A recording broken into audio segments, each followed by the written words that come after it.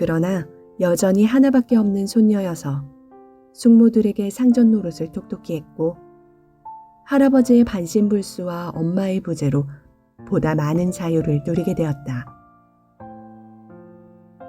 개성지방과 그 근교의 주거 양식의 특색으로는 바깥채를 낮고 소박하게, 안채는 높고 정결하게 꾸미는 것과 함께 마당 칠해의 유난함을 꼽을 수가 있다.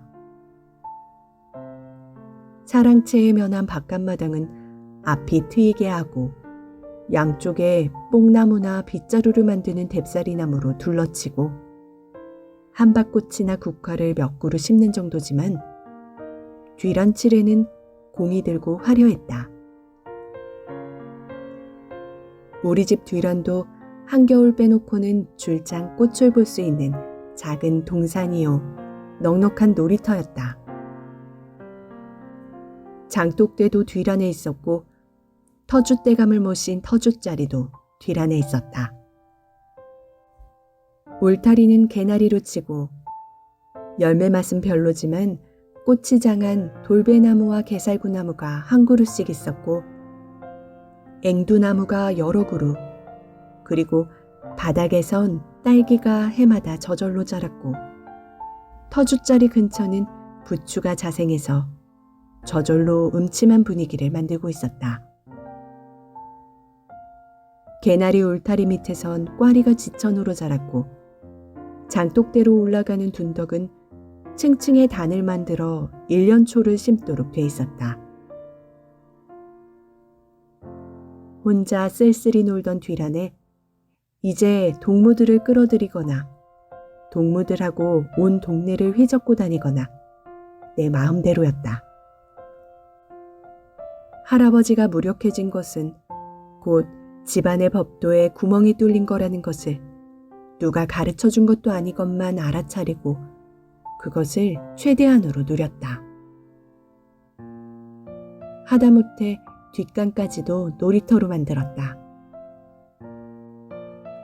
할아버지가 뒷간에서 넘어져서 반신불수가 되셨기 때문에 뒷간에서 넘어지면 어떡하나 겁을 먹은 것도 잠시고 뒷간은 내 유년기에 추억 어린 여러 놀이터 중에서도 가장 환상적인 놀이터였다. 우리 고장에 내려오는 뒷간 얘기는 다 도깨비 얘기였지만 무서운 도깨비는 아니고 조금은 못나고 유쾌한 도깨비였다.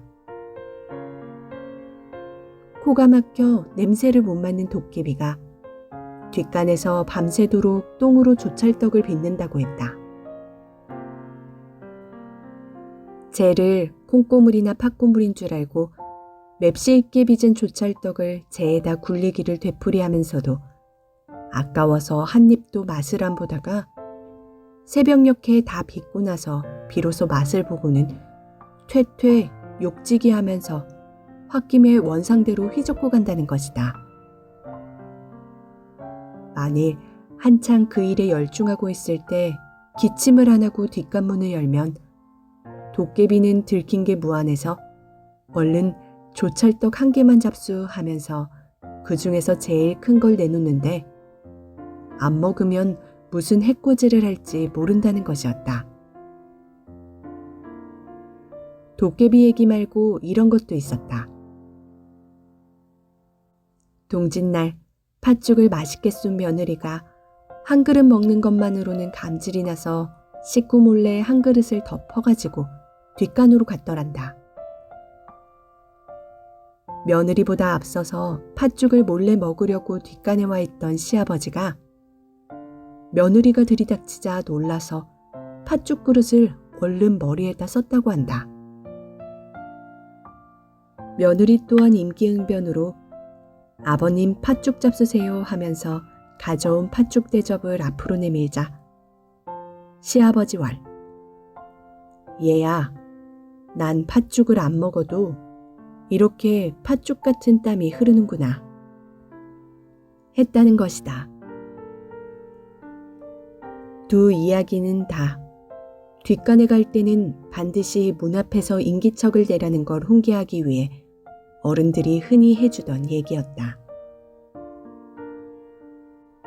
시골 뒷간에 대해 공포감부터 갖고 있는 요즘 아이들이 들으면 구역질이 날 소리지만 실제로 우리 고장 뒷간은 팥죽을 먹어도 좋을 만큼 청결했다. 칸살도 서너 칸은 되게 넓었고 어른들이 일 보는 데는 한켠에 나무로 된 틀이 따로 있었지만 아이들은 땅바닥에 앉아서 보게 돼 있었다. 아이들이 똥을 누는 헛간 같은 흙바닥은 뒤쪽이 낮아서 똥이 자연히 낮은 데로 떨어지게 돼 있지만 깊지는 않았고 그 낮은 곳은 아궁이에 재를 갖다 버리는 곳을 겸하고 있었다. 물색 없이 키만 큰 사람을 똥친 막대라고 하듯이 아주 긴 나무 막대가 끝에 네모난 나무 판자가 달린 똥치는 막대기가 준비돼 있어 아이들도 자기가 눈 것을 잿더미 속으로 밀어 넣을 수가 있었다. 뒷간의 그런 구조를 모르면 도깨비가 조찰떡에 콩고물 팥고물을 묻힌 얘기도 물론 이해하지 못하리라. 어른들은 어른들대로 조석으로 뒷간 바닥을 쓸어 선명한 쌀이빗자루 자국을 내놓았다. 퇴비와 함께 인분을 거름으로 쓸 때였다. 농토에 비해 인구가 적어 늘 인분이 달렸다. 뒷간에 재를 갖다 버리는 것도 인분을 안 보이게 하려는 목적과 함께 인분의 거름으로써 효용 가치와 분한을 늘리려는 목적도 있었을 것이다. 어떤 때는 송도까지 나가서 인분을 사오는 수도 있었다. 그럴 때마다 개성 깍쟁이들은 오줌똥에다 물을 타서 통치게 수요를 늘려서 팔았다고 욕들을 하곤 했다. 그렇게 욕하는 마을 사람들 또한 개성 깍쟁이여서 마실 갔다가도 오줌이 마려우면 제 집 밭머리에 와서 누지 남의 밭에 누는 법이 없었다. 어려서 그런 계산까지 한 것은 아니건만도 뒷간에 갈 때는 동무들하고 때로 몰려서 갔다.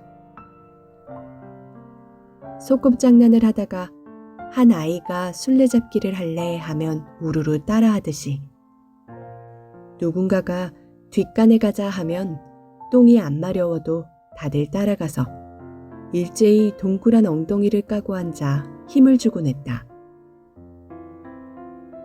계집애들도 치마 밑에 엉덩이를 쉽게 깔 수 있는 풍차 바지를 입을 때였다.